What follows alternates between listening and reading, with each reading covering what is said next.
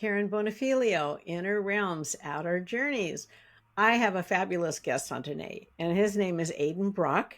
Aidan, you want to say hi to everybody before I read about you? Hi, everybody. How's it going? It's going good for me. Good, good. Aidan, yeah. I met Aidan through Jennifer Rose when I was on her Sunday church service, which is fabulous. If you can ever, well, just let me know and I'll send you the link so you can also register for that. But that's how I met Aidan, and I was one in the crowd that he saw and gave a message to, and which was really nice. So Aidan's not close by. He's in Austin, Texas, That's right. and he has, I know you're kind of, I've been in Texas. It's hot there. It's Mm-hmm, really hot. mm-hmm. Yeah. Yeah, especially now, but hopefully it cools down soon. Well, I know that a lot of people live in like Arizona and Texas, and they just don't go outside during the day. And I thought, oh, that's kind of crazy, like, Yeah. My dad always says that Texas should have a state holiday for the like air conditioner inventor or whoever that is, but he's like that person's really? worthy of an award. Gosh, really? Because I know you guys they have that running all the time and everything. Yeah. Um, so I'm sorry, I digress. He has trained on I hope I can say these words right. He has trained under many renowned teachers of mediumship, including Michael Mayo. Did Yep, I say that right? Joseph Shiel. Am I doing okay? yep. Okay. Debbie Romero, Melissa Kleen, and various tutors at the Journey Within Spiritualistic Church. I want you to tell about that later, including its founder, Janet. Oh boy, I don't know how to say her last name. Nohavec? Yeah, that's good. Ooh, I did pretty good. And he wishes to bring an everyday, approachable perspective to spiritual work that helps to transform fear into empowerment, connection, and healing. And we're going to find out a bit about him. And he does offer readings too. So if you want a psychic reading or a mediumship reading, he's doing that. So, Aidan, welcome to the channel. So happy to have you here. Oh, thanks so much for having me, Karen. It's a pleasure to be here. Okay. Well, tell us about your journey. How did you start? When did you notice your ability? And kind of give us just a little info on you. Sure. I always like to say my first intuitive moment in my life of when it's hard to explain how I knew certain things. It's a funny story actually. It has to do with a pet where my dad had found our future dog, Duke, which you know how the story ends if I say it like that. But my mom and I went to go see him. It was like some satellite little humane society thing in the pet store. So I went to Uh-huh. go see him, and my dad really liked him, but my brother and my dad really wanted to go to basketball that night, and so they said, "Oh well, we'll get him in the morning." Um, but I said, we got to get him now because if you try to get him tomorrow, then he's not going to be here. He's going to be gone. And I don't know how I knew that, just like looking Uh-huh. back, like it was hard to explain that even with my parents. But Hmm. I really urged them to get him that night, and so they did, and they went with it.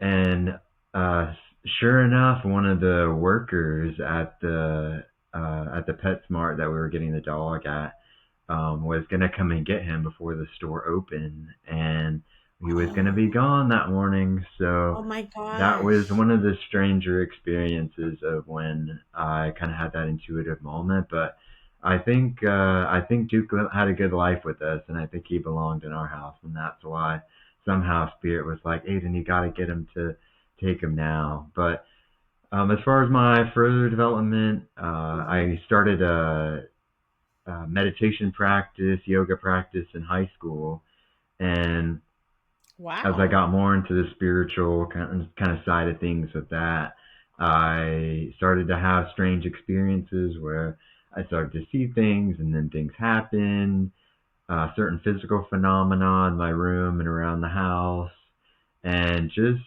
things that kind of built up over time. And so I kind of was curious about that. So I took an intro intuitive workshop where I met with a trusted mentor, and I was just trying it out. We did a couple Mhm. exercises, and I was like, there are some things that were right about that exercise. And so I was like, oh, well, maybe this is something I should explore. And then eventually, somehow through the social media algorithm, I connected with Jennifer, which is our mutual connection with Karen. And I went on a Sunday service in 2020 or 2021, Oh, and wow. Michael Mayo is the demonstrating medium for the service that you mentioned in the bio, Karen, as being one of my mentors. In the future, he just Hmm. casually mentioned, "Hey, I train people and how to do this," and I said, "Well, I'll try it out," and here we are. So it's just been a great journey of learning and getting to connect with people all over the world and to connect with spirit. So That's awesome. Now, did you take classes with Michael? Is that how it started? Or yeah, so he now has a school of his own called the Oakridge Institute, which I do recommend if people are looking to have some training. But back okay. then, he just kind of offered his own mentorship classes, I think once or twice a week, where we all got together on Zoom one evening. It was like maybe a Tuesday night or something like that. And we Uh-huh. all did exercises together. It kind of depended on how big the group was. Sometimes he'd pair us up, sometimes we were in a big group.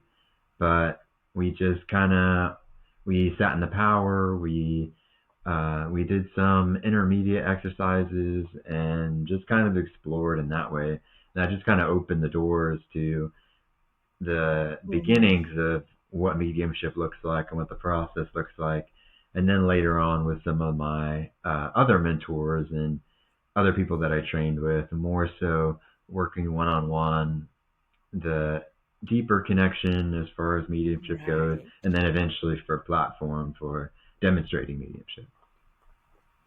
Well, I understand a lot of people are nervous when they're on a Zoom class and I get paired up with people. Did that happen to you? Did you doubt your abilities? And what happened with that? Yeah, I think it's a normal part of reading, especially when you're a beginner, to have that little, I'm not sure, a little bit of doubt, a little bit of lack of confidence.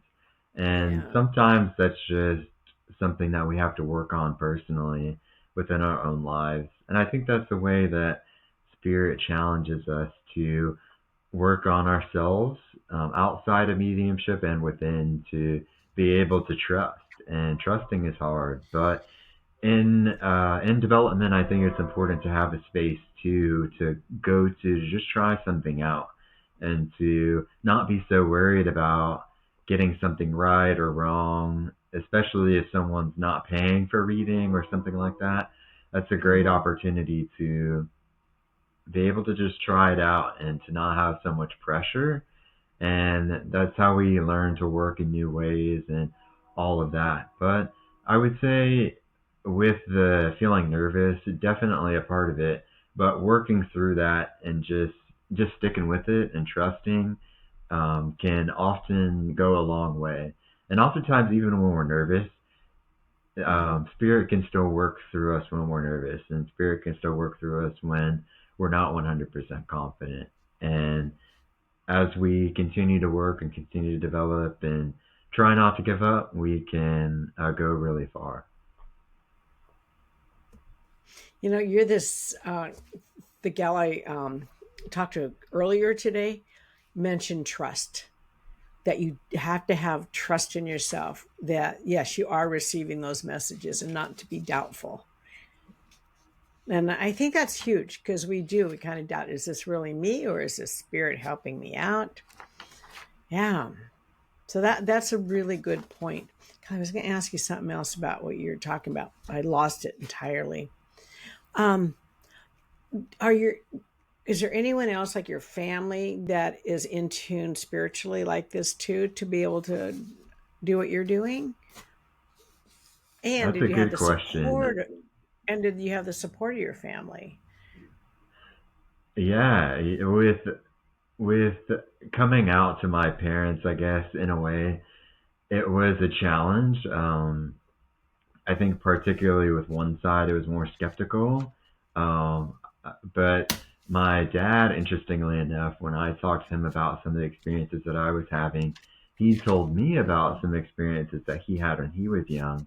And so I Oh. think if I were to tie it to one side of my family as far as connection with the ability, I would say more so my dad's side. And he's very much more connected with family and the tradition and holding on to things as far as like family heirlooms and stuff. So I would say he's Mm-hmm. much more of a support in that way. And the biggest piece of advice that I always remember with my dad in that kind of moment where I needed that support is I was Mm-hmm. really afraid and really resistant of my gift and what that looks like. And I just said, Yeah. like, I'm really scared about what's happening to me. I don't know. And he said, Aiden, whatever is happening to you, just embrace it. And so oftentimes I always remember that as a Wow. good piece of spiritual advice from my dad is whatever is happening to us in our lives, always embrace it. And I would say there's been challenges being a young man growing up in the world. There is a lot of pressure of what are you wanting to do? What does the future look like for you? And oftentimes there's the typical structure of what things look like and what that looks like. And I've gone through traditional education and what that looks like, and it's Mm-hmm. not that that's not a part of my path, but also I know that when I get to the spirit world, I want to also say that I honored my spiritual side as well.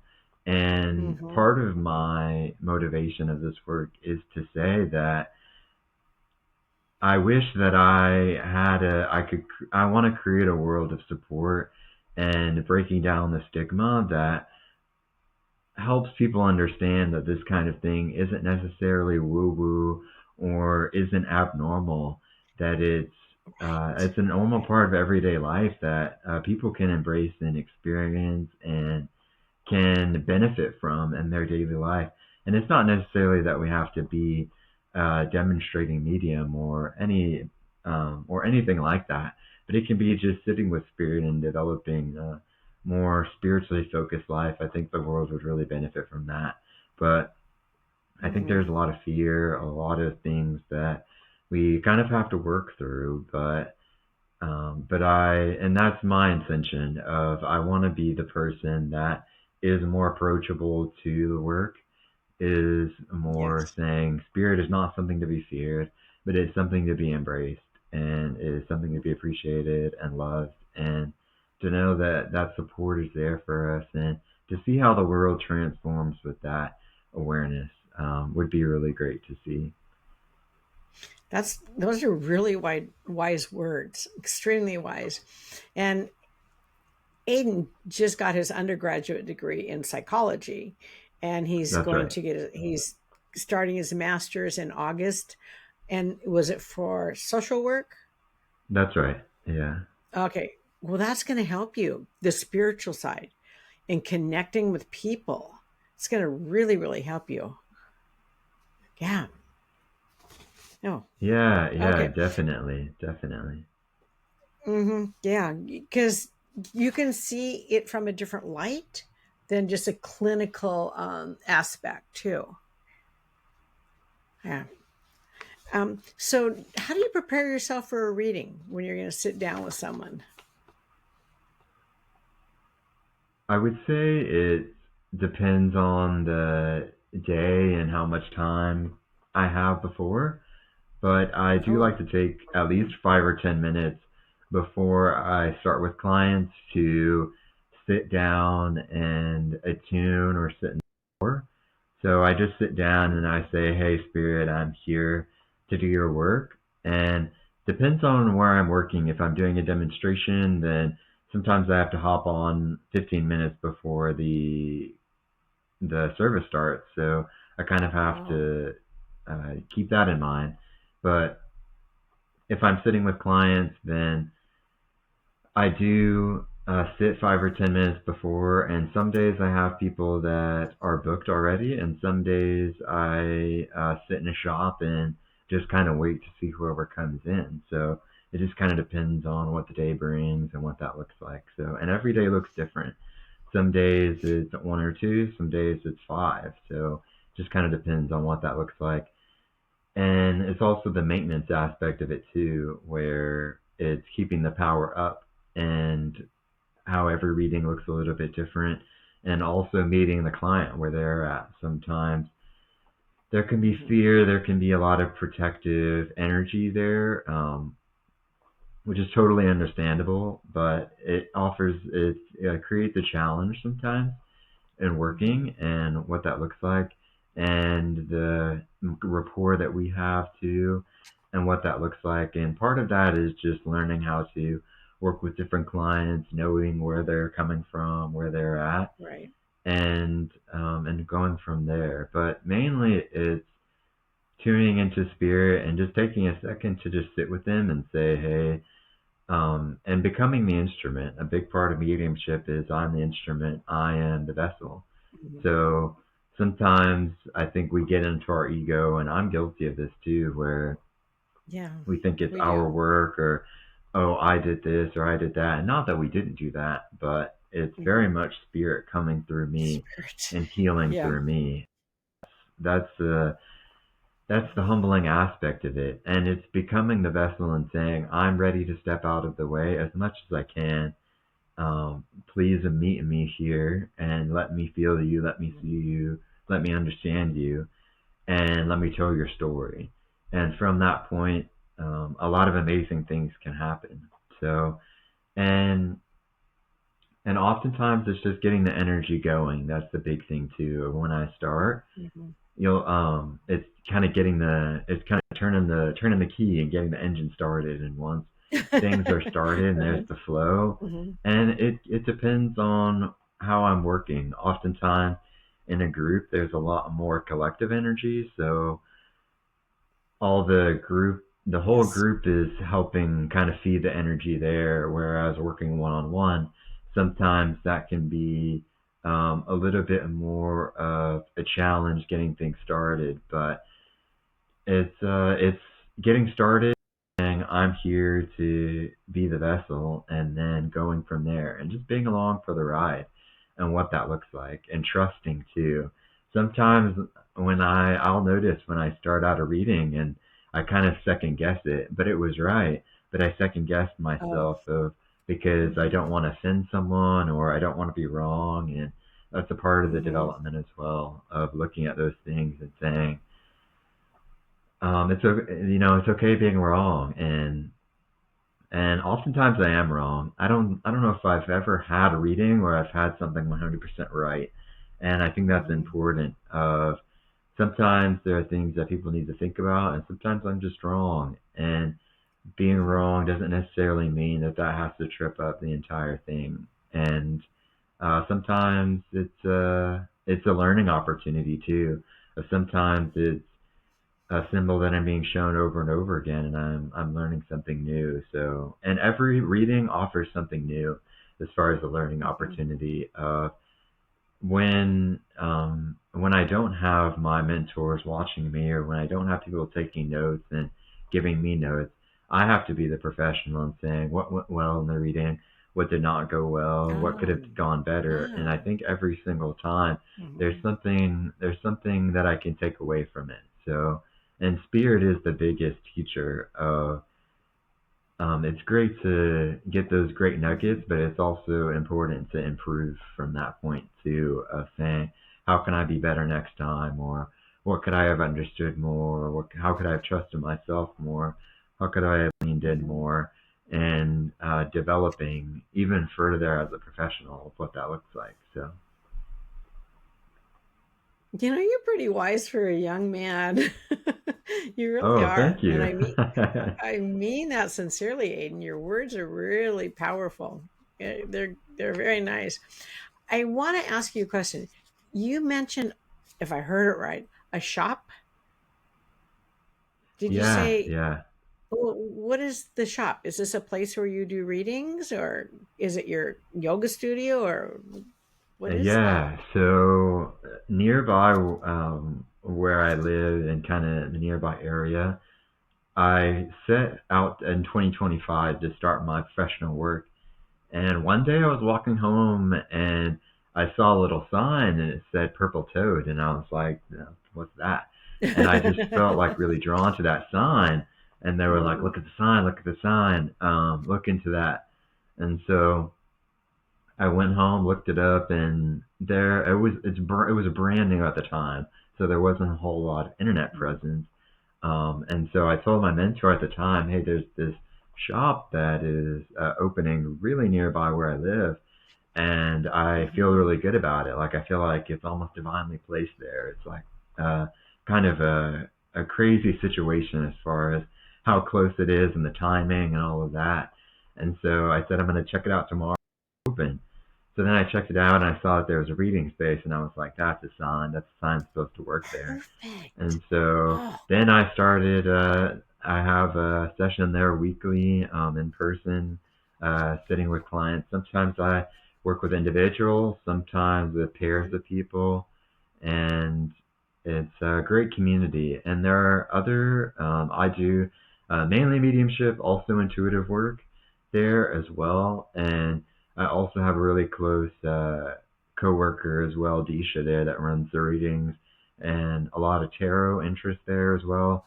So it's great hmm. to get to know people nearby that are interested in getting to connect with those people. And sometimes people will walk in from the street and will say, "Hey, I just wanted to check out the shop and see what that looks like." And then the front desk person will say, "Oh, well, Aidan, a medium, is here today, giving sessions." And then they'll walk in and they'll say, "I want a session," or whatever that looks like. And so it's kind That's of cool. really rewarding in that way. I know I've Hmm. had people that I've read for that I don't think were expecting to have a reading that day, and it's just jumping right in. They just sit in the chair, and then you start, and I give my little spiel, and I say, "What's your first name?" And then we start from there, and I just invite spirit, and we go from there. So and it just kind of depends on what that looks like. And some days are, again, really busy, some days not. But I always show up for Hmm. spirit. That's the main thing, is I always set, Hmm. because I work a couple different jobs just on the side where I always set Saturday afternoons is always my time to be at the shop and to be there. Okay. And there are occasions where I have to take off, but I really like to have that time to go to kind of give back and say, "Hey, I'm here for spirit, and this is my time to give back." So, So I know that you are from Austin, Texas. Is this where the shop is located, or where are you so right now? my current, yeah, yeah. So the shop that I read at currently, the Purple Toad, is in San Marcos, Texas, which is a small town, kind of half an hour or so outside of Austin. So Oh, it's okay. a good little community. Done some of the metaphysical fairs locally too. I just got done with one, I think 2 weekends ago, where, and that was in Wimberley, which is another little small town. But there's a bunch Hmm. of interest in the metaphysical world around the Austin area, so it's really cool to get to know. And I've also connected with some mediums here in the Austin area that I didn't expect to Good. connect with, where I was doing a Facebook Live demonstration on Links to Heaven, I think, was the page that I was on. And one of my friends now, Virginia, reached out to me. She put in a little comment like, "Hey, I'm from Austin too. We should connect." And so it's great to see how spirit brings us all together and how it all works out and creates community in that way. I think kudos to Texas because, I mean, I'm sure you have different. opinions about different states because of what you hear and what goes on. And Texas, I would have never thought it was a spiritual state. So it's nice that you're showing that it is welcome and it's embraced too. Yeah, Yeah. it's great to be. I would say the Austin area is much more Uh-huh. liberal or Mhm. progressive, and so there's a lot more openness to that point of view. But I think more and more people are opening up to it, especially now since a Mhm. lot of resources are available online. People connect all over, and they start their Right. own communities, kind of in other places. And I think it's just a reflection of the evolving consciousness of the collective. Of a lot of people are looking for Yes. something more. Where I think maybe previous Right. generations were satisfied with certain structures, and I think Mhm. especially in my generation, Gen Z is looking for something a little bit more on the spiritual side or on the non-traditional, non-organized religion sort of way. And what that looks like. So that's super interesting to see, and how and what that looks like as far as our future and the future of mediumship and the future of spiritual work and what that looks like. And you're kind of like right in the right spearheading it, when you started. So that's really kind of cool. You're a founding father, Aiden. All right. Something like Uh, that. Something like that. well, and I love the story about your doggy. So that was before you even know you had this gift within you. So, can you tell us about another memorable experience that you had in working with spirit as you've progressed through your journey? Sure. I had some physical phenomena as well. I remember specifically in my bedroom at the time. I was still with my parents most of the time. I was in high school, so I remember it was Mhm. early. It was like 9 or 9:30 in the morning. It was early in the morning, and I just showered, so I like sat on the bed and I looked over at my desk, which was to the right, I think, and there was a Mhm. pencil that was like 2 or 3 inches from the edge of the desk, and I looked over and I saw the pencil come up off of the desk like 2 or 3 inches or so, and then fall onto the floor. Like someone had picked it up and then it just fell onto the ground. And that's one of the things that I just never was able to explain that away, of how physically that would work, because if it fell, then oh, maybe it was a breeze or whatever. But that was just really strange. And I had also one very strong. Some people call it shadow people, but some a kind of silhouette in that way.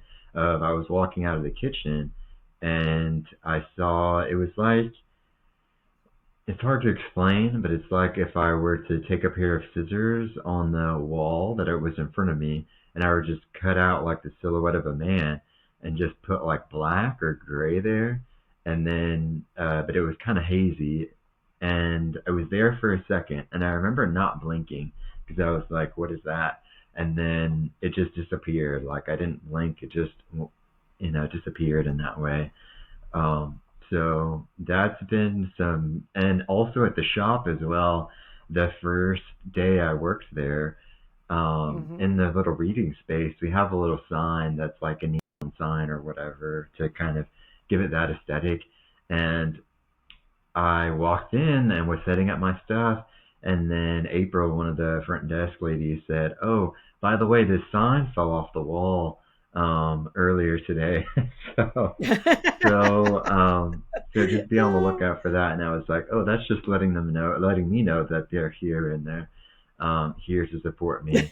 Um, which I Mhm. think at that time she was a little bit afraid, and so she was a little bit freaked out by it. But I think she's maybe better Was she now. okay? But Was she okay it's after that? it's interesting finding that physical phenomena, the time as well.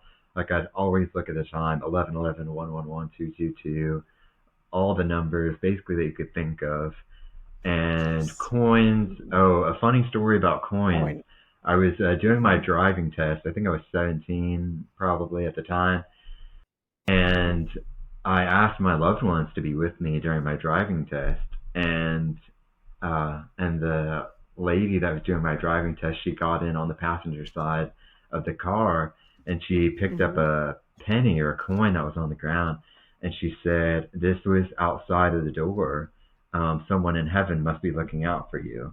And so that was like Oh, a really cool, like interesting experience of what that oh, uh, and it was like that was so cool to have that experience and what that looked like.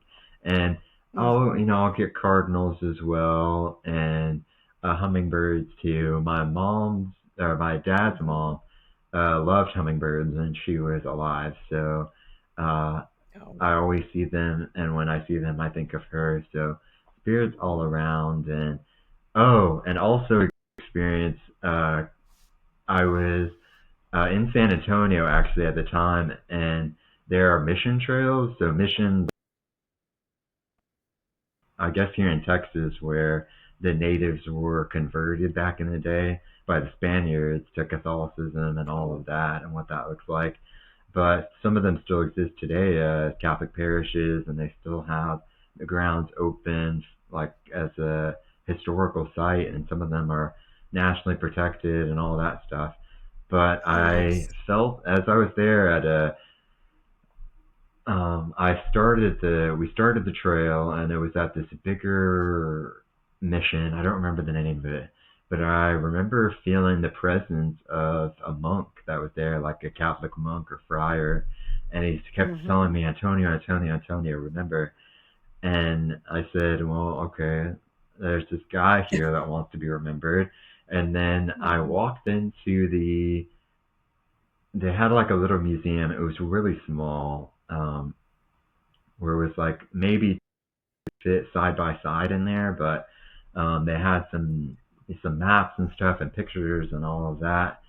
But on the wall on the left side, I remember seeing a portrait of a friar. It was like a man in like a brown like cassock or robe, and on the bottom it Mm-hmm. said Friar Antonio, blah blah blah, whatever his name was.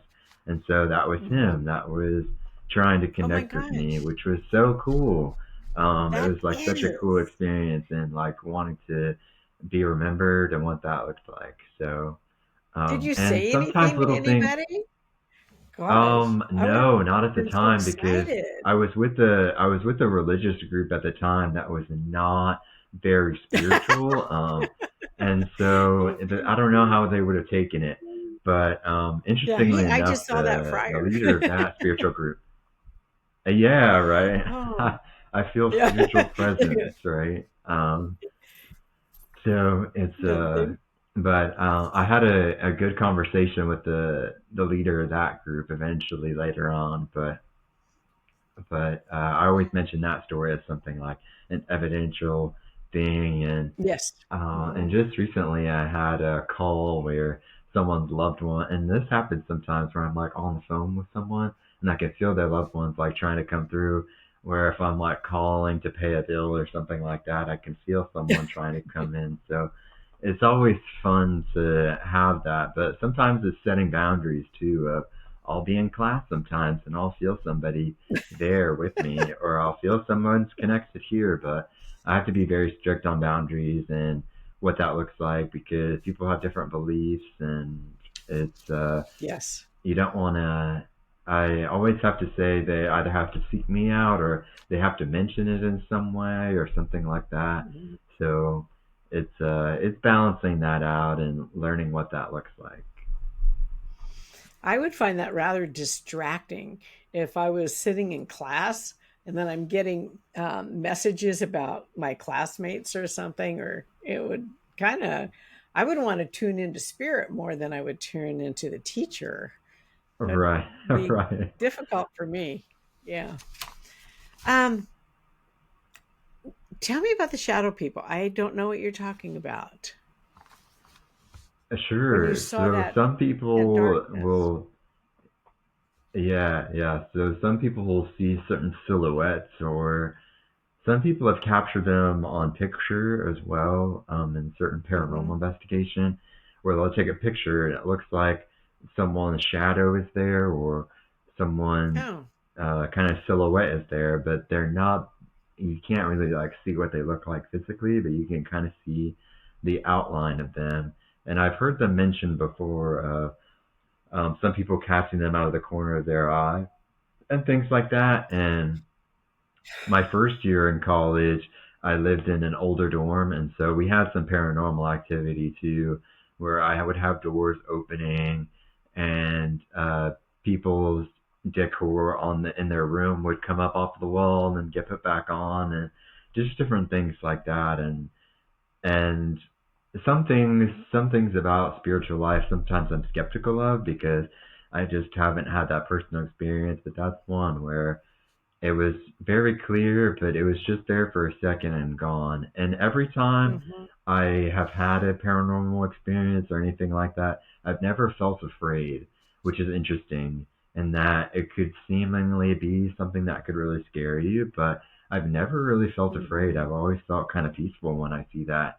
So, and I've had clients come to me, and the reason why they get the reading is I think partly they understand that I connect with loved ones, and that's like my evidence base of wanting to connect Mm-hmm. with their loved ones. But they also want to hear about the presences that are in their house and what that looks like. And Mm-hmm. a lot of them have a lot of Mm-hmm. fear of that and what is in their house and all of that. And I've very rarely, if at all, experienced anything that's been negative or anything like that. So Mm-hmm. that's been a Mm-hmm. blessing. Mm-hmm. But again, it's that transforming the fear aspect of so many people have different fears and reservations about it. That's good. And I know a lot of mediums, psychic mediums, will ask for protection too. Um, a little prayer before they, do readings. But what's really odd, and the why I want to know about that shadow person is, my husband died 5 years ago, and all of a sudden my spirituality's cracked wide open, even though I've embraced it since I was 17. And I started seeing him all over and talking to him and all that. And I was sitting at the kitchen table with a friend, and I saw a dark movement, and I just kind of, it caught me. And I looked at her and I said, "Did you see that?" And she goes, "Yes, I did." And I'm trying to ignore it because she was very religious. And I wanted to talk more about it, but I know she was going to shut me down because I thought I saw something and she saw it too. So I just figured it was either her husband or my husband just popping in, checking on us. So that's interesting. I'm glad you kind of talked about that. Thank you. Aiden, I know there's different clairs. How do you normally get your information, or do you have a variety of ways that you get your information?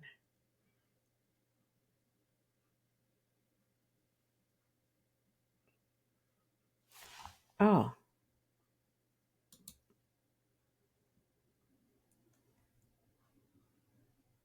Oh, there we go. Aiden, did something happen? I don't know. The page just said something weird, like it didn't have enough memory or something.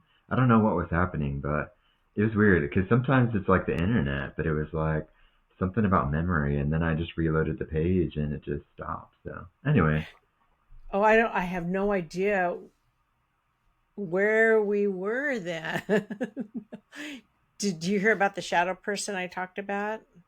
oh yeah, and you mentioned your husband. Oh, okay. Well, what's really odd too is somebody else was trying to get into the our chat. And so I don't know what was going on. Um, Huh. sorry. Yeah, that was weird. Well, I'll watch the video and see how this turns out. We might have to re-record, but I think we'll Your be okay. husband was a jokester though? Oh, yes, he was. Okay. Yes. And he liked to Because that's tease what me a I feel lot like too. is coming through now. Oh, Anyway, I don't want to get into that because that's not what the interview is for, but I feel like there's some kind of paranormal something happening there. So go ahead and sorry, I'm interrupting, but no, no, you're not at all. You're not at all. No, my husband does come through a lot during the readings. So it's, okay. yeah, yeah, he's always, well, anyway, I won't go down that road. I did want to ask you how you receive your messages. I know there's a different clairs. Are you stronger in one, or do they all work for you? I would say It depends on the information.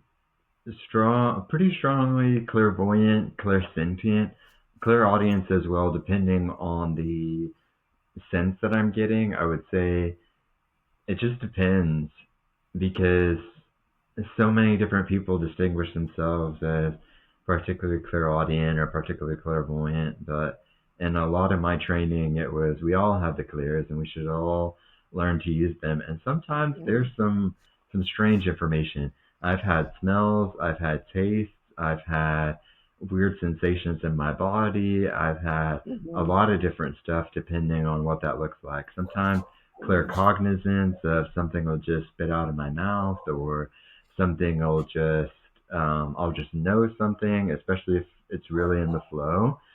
Mm-hmm. And part of that is just it depends on how the flow is going and what that looks like. So Yeah. I mean, it's just kind of being open to the experience and what that looks like. And different people present different things in different ways, but sometimes the same symbol shows up over and over again because Spirit says, "Oh, Aiden understands this symbol as whatever." So Yeah. Very cool.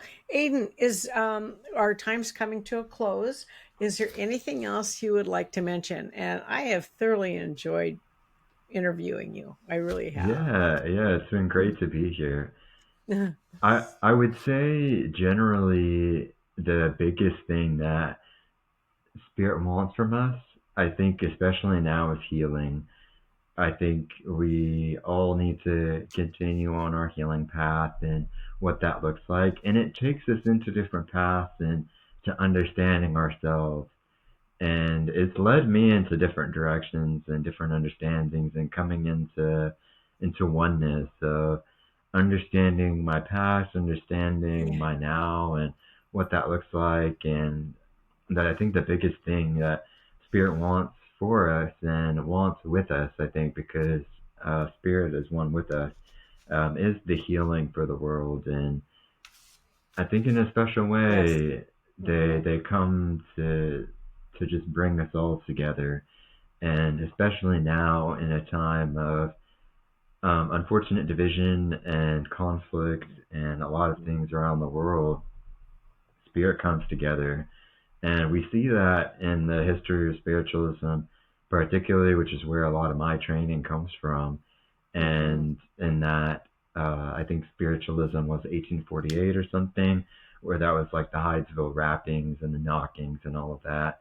And then there was Hmm. the Civil War. And then across the pond, you see a lot more spiritual involvement around World War I and II and other Yes. times of Yes. conflict. And so Yes.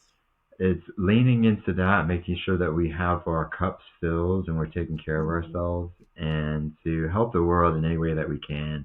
And in the service this morning that I went to, with Jennifer Rose's service, the strong message was sharing your light, and in whatever way that means, and just sending light out into the world. And I encourage everyone to do that. And everyone has that ability, I think, even if there's not that label of being a medium or being a psychic or anything along that spectrum. I think we all have a special ability to send light out into the world in our Hmm. own special way. So I encourage everyone that's watching this to just take a second out of your day to just take a second and send light on into the world, because you never know where that light is needed. Maybe that's with ourselves or with the world at large, and that can really be a miracle for somebody um, in some small way. So I It encourage can. that. That was beautiful. That was really beautiful. I'm sorry I missed that service. I would have really enjoyed that. Yeah. Okay, Aiden, I want to thank you very much for coming on. It was a delight. And his information is listed down below, so you can get a hold of him and have a little session with him. I Yeah, think you're gonna, definitely. I think you will enjoy that. So, deep gratitude. Thank you, Aiden. Yes, thank you so much. Thank you Okay. so much for having me.